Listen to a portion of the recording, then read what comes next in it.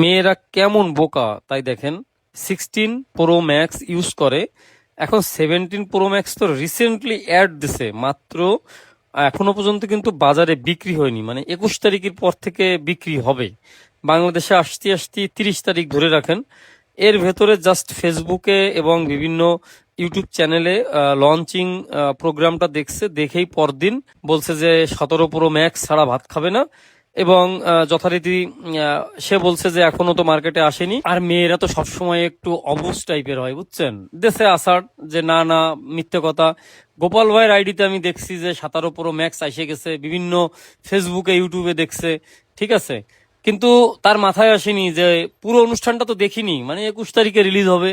যথারীতি যাই হোক, ব্যাঙ্গে ট্যাঙ্গে নিয়ে আসছে। তারপরে 16 Pro Max-এর একটা ব্যাক পার্ট অরিজিনাল লাগাই দিলাম, দিয়ে তারে বুঝালাম যে 21 তারিখের পরে বাংলাদেশের মার্কেটে আসবে, বাংলাদেশে তারপরেও 30 তারিখের ভেতরে পাওয়া যাবে। এবং প্রথম কিছুদিন অনেক দাম থাকবে, কিছু অসাধু ব্যবসায়ী ওই আইফোন নিয়ে গেম খেলবে এবং দাম হয়ে যাবে 2 লাখ টাকার উপরে। আপনি অল্প কিছুদিন ওয়েট করেন, আপনার বরের টাকাগুলো এইভাবে নষ্ট করেন না, অনেক কষ্টের টাকা। আবার বড় আমারে চোখ মারে বলল কি যে আমার বউটার একটু বুঝান ভালো করে। তারপর আমি তার বউকে সুন্দর করে বললাম যেরকম 3-4 মাস পরে যদি